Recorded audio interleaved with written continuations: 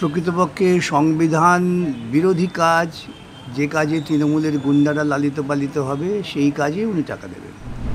ও দিয়ে ন্যায়সঙ্গত প্রাপ্য অধিকার সে কথা চাইলে বলছে ঘেউ ঘেউ করবেন না। এটা কেন বলতে পারছেন? যে উনি জানেন যে সরকারি কর্মচারীদের মধ্যে একটা অংশ আছে যারা আমি যতই যা বলি না কেন আমার পেছনে পেছনে ঘুরে বেড়াবে, তার কারণ তারা কাঠমানিটা ভালো উপার্জন করে।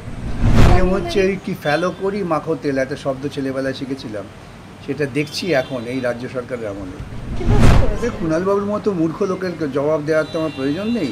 আমরা চাকরিহারাদের কাছে গিয়ে বলেছি যে ন্যায্যভাবে ন্যায়সঙ্গতভাবে মেধাভিত্তিক চাকরি নিয়োগ করুন। এবারে আমরা যেমনটা দেখতে পাচ্ছি সুপ্রিম কোর্টে একেবারে জোড়া মামলা, এসএসসি এবং ডিএ উভয় পক্ষেই কন্টেম্পট অফ কোর্ট ফাইল করা হয়েছে, কি বলবেন? তো আদালতের আদেশ না মানলে কন্টেম্পটই করতে হবে, সেটা আইনি পদ্ধতি, এবং যারা আইনের পথে চলবে তাদের তো কন্টেম্পট করা ছাড়া এই মুহূর্তে অন্য কিছু করার নেই। আন্দোলন বাইরে করতে পারে, কিন্তু আদালতে গেলে কন্টেম্পটই করতে হবে। কিন্তু এই যে বকেয়া ডিএর যে 25% ইতিমধ্যে 6 সপ্তাহে দিয়ে দেওয়ার কথা, আমরা যেমনটা জানি যে এসএসসি যারা একেবারে চিহ্নিত টেন্ডার তাদের যে বেতন ফেরত নেওয়ার কথা, সেক্ষেত্রে মাননীয় বলেছিলেন যে বেতন ফেরত দিতে হবে না, এক্ষেত্রে নিশ্চিত থাকুন। অন্যদিকে বকেয়া ডিএ তারা মেটাতে পারছে না।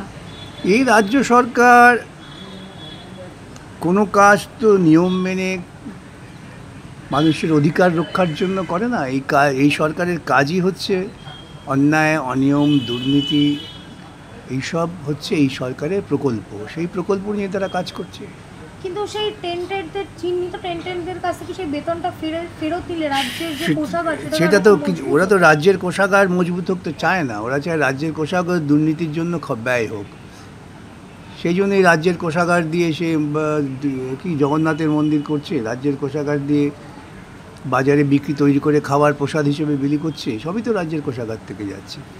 ওরা যেটা মানুষের প্রাপ্য অধিকার সেটা নিয়ে ওদের কোনো চিন্তা নেই। কিন্তু আমরা যেমনটা জানি সামনেই দুর্গাপূজা, আবারও সেই অনুদান আমরা দেখতে পাবো, তারপরেও বকেয়া ডিএ সব দেখতে পাবেন। যে সমস্ত কাজে প্রকৃতপক্ষে সংবিধান বিরোধী কাজ, যে কাজে তৃণমূলের গুন্ডারা লালিত পালিত হবে সেই কাজে উনি টাকা দেবেন। আর যে কাজে মানুষের অধিকার, মানুষ ক্ষমতায়িত হবে, মানুষ স্বপর্যান করতে পারবে, সে কাজে মমতা সরকার টাকা দেবে না। কিন্তু নিজের রাজ্যের কর্মচারীদের ডিএ দিতে গেলেই এত সমস্যা। দেবে না কেন? উনি তো কর্মচারীদের শত্রু মনে করেন। কিছু ঘেউ ঘেউওয়ালা কর্মচারী আছে ওর পক্ষে, উনি সেটা নিয়েই ভাবছেন। কিন্তু স্যার এই মাননীয় যখন বিরোধী নেত্রী ছিলেন তখন তো তিনি স্পষ্টত বলেছিলেন যে যারা ডিএ দিতে পারে না তাদের সরকার এই মাননীয়ার কথা যারা গ্রাহ্য করে তাদের প্রতি আমার করুণা ছাড়া কিছু নেই। কিন্তু তিনি যখন বিরোধী ছিলেন তখন এক রকমের কথা, এখন শাসক নেত্রী ওর কথা কেউ গুরুত্ব দেয় নাকি? এরকম দ্বিচারিতা নতুন কি? এই রাজ্যের শাসক বা দিল্লির শাসক এরা সবসময়ই মানুষকে ধাপ্পা দিতে, ভুল কথা বলতে অভ্যস্ত। যাকে নাকি নতুন শব্দবন্ধ চালু হয়েছে জুমলাবাজি। জুমলাবাজ মমতা, জুমলাবাজ মোদি একই। নিজের কর্মচারীদের ডিএ দিতে গেলেই তাদের পশু প্রাণীর সাথে তুলনা করছে না। তাই তো বলছি যে রাজ্যের যারা সরকার তারা সাধারণ কর্মচারীদের প্রতি শ্রদ্ধাবান নয়, তাদের প্রতি তাদের কোনো আস্থা নেই। তারা বলছে না প্রাপ্য ডিএ ন্যায়সঙ্গত প্রাপ্য অধিকার সে কথা চাইলে বলছে ঘেউ ঘেউ করবেন না। এটা কেন বলতে পারছেন? যে উনি জানেন যে সরকারি কর্মচারীদের মধ্যে একটা অংশ আছে যারা আমি যতই যা বলি না কেন আমার পেছনে পেছনে ঘুরে বেড়াবে, তার কারণ তারা কাঠমানিটা ভালো উপার্জন করে। সেই ভরসা থেকেই তিনি এইসব কথা বলেন। এখন যারা লড়াই করছেন, আজকে দেখলেন কলকাতা হাইকোর্টের কর্মচারীরা তারা ডিএর দাবিতে পেন ডাউন করেছেন, তারা বিক্ষোভ করছেন, জমায়েত করেছেন। সুতরাং যারা লড়বার তারা লড়ে যাবে, আর যারা চাটুকারিতা করে দুর্নীতি করার করে যাবে। কিন্তু ফিনান্স সেক্রেটারি রাজ্যের অর্থাৎ তিনিও স্পষ্টত বলেছেন যে ডিএ তো অধিকার নেই, কিন্তু তিনি তো কেন্দ্রীয় হারে ডিএটা পাচ্ছেন। ওই জন্য বলছেন উনি নিজে পেয়ে যাচ্ছেন। তো আর ডিএ অধিকার না কী করে বলে? হাইকোর্টের রায়ের পর 3বার ওরা রিভিউ করেছে, তারপরেও এখন বলছে ডিএ অধিকার নয়। এই সমস্ত লোকেরা লেখাপড়া শিখেছেন বলে দাবি করেন, বড় বড় অ্যাডমিনিস্ট্রেটিভ পোস্টে আছেন, কিন্তু সামান্যতম বোধবুদ্ধি নেই, কী করে যাবে? স্যার সত্যি কি রাজ্য সরকারের কোমর ভেঙে যাবে ডিএ দিতে গেলে? রাজ্য সরকারের কোমর কি আছে নাকি? এই রাজ্য সরকারের কোমর বা শিরদাঁড়া কিছু আছে? শিরদাঁড়া কোমর থাকলে তো এই রাজ্যের দুর্নীতি মাথাচাড়া দিত না। ওরা দুর্নীতির সঙ্গে সহবাস করছেন, তার মানে তো এদের শিরদাঁড়া বা কিন্তু কোমর আরো 6 মাস যে সময়সীমা তারা চেয়েছেন, চেয়েছে 6 মাস 8 মাস 1 বছর চাইছে। কিন্তু সেই ফাইলে লেখা ছিল যে আমরা সুপ্রিম কোর্টের কাছে টাকা জমা রাখবো যাতে মামলা জিতে গেলে পরবর্তীতে যে কর্মচারীরা ডিএ ফেরত নাও দিতে পারে। তার মানে তো ওরা কর্মচারীদের প্রতি অনাস্থা প্রকাশ করছে। এখন কর্মচারীদের যদি আত্মসম্মান বোধ থাকে, কর্মচারীরা ওদের বিরুদ্ধে অনাস্থা প্রকাশ করবেন, সেটার জন্য অপেক্ষা করুন। কর্মচারীরা সংঘবদ্ধ হচ্ছে, তারা সকলে মিলে এই সরকারের বিরুদ্ধে অনাস্থা প্রকাশ করবে, খুব শিগগিরই করবে। কিন্তু সুপ্রিম কোর্টে টাকা জমা দেওয়ার বেলা তাদের কাছে সেই আমি অ্যামাউন্টটা তো থাকবে। বললাম তো, এটা হচ্ছে কর্মচারীদের প্রতি অনাস্থা প্রকাশ করা। এবং সেটা কর্মচারীরা বুঝবেন যে তাদের প্রতি এরা অনাস্থা প্রকাশ করছেন, তারা এখন কি করবেন।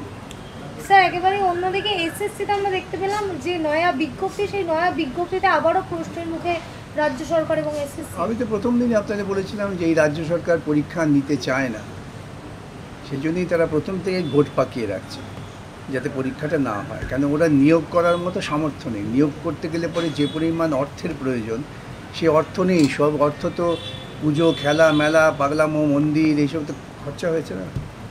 কিন্তু রাজ্যের সরকারি কর্মচারীরা ডিএ পাচ্ছে না, অন্যদিকে যারা চাকরি পাওয়ার দরকার তাদেরকে ভাতা ধরিয়ে দিচ্ছেন। কোথায় দাঁড়িয়ে রাজ্য?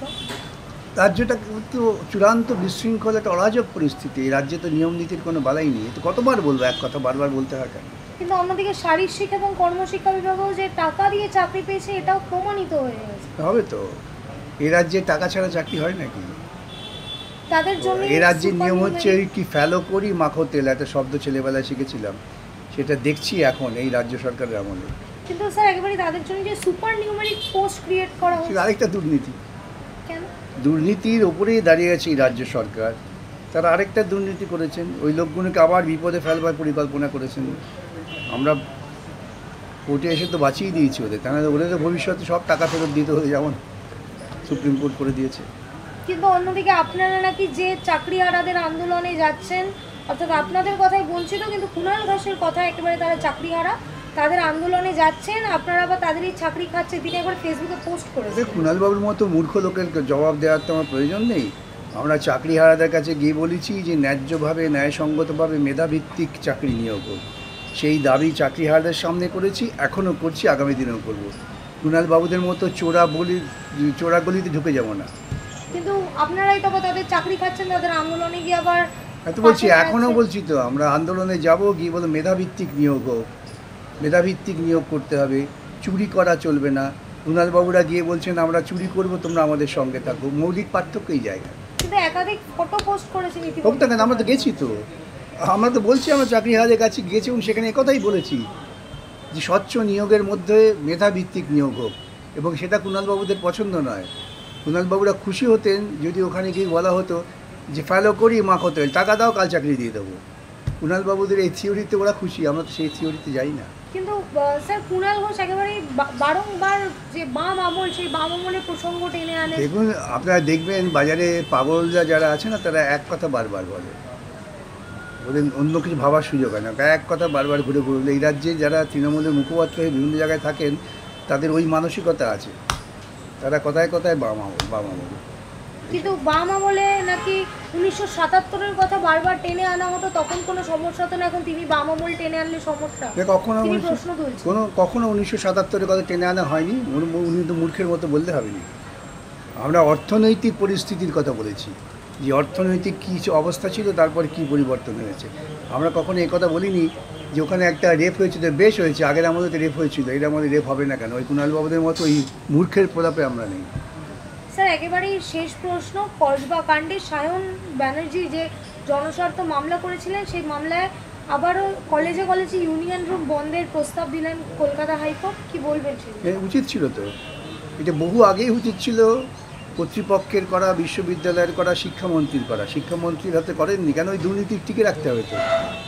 ওই কী সব ম্যাঙ্গো না ট্যাঙ্গো কী বলছে, ওই জাতীয় লোককে তো টিকিয়ে রাখতে হবে, বাঁচিয়ে রাখতে হবে। তাহলে কুণালবাবুদের কথা কে শুনবে?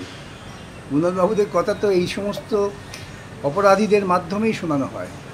কিন্তু শিক্ষামন্ত্রী কিন্তু এই বিষয়ে এখন একটি বক্তব্য করেন। শিক্ষামন্ত্রী বাক্য হারিয়ে ফেলেছেন, বা খারাপ হয়ে গেছেন, কী করে বলবেন? কিন্তু শিক্ষা প্রতিষ্ঠানে এই ঘটনা তাতে কী হয়েছে? ওরা তো যা চেয়েছেন তাই হচ্ছে। এখন মানুষ খেপে যাচ্ছেন বলে অন্যরকম কথা বলছেন, কিন্তু এটা ওরা চেয়েছেন, এটা তো ওদের পরিকল্পিত যে প্রকল্প তারই অংশ।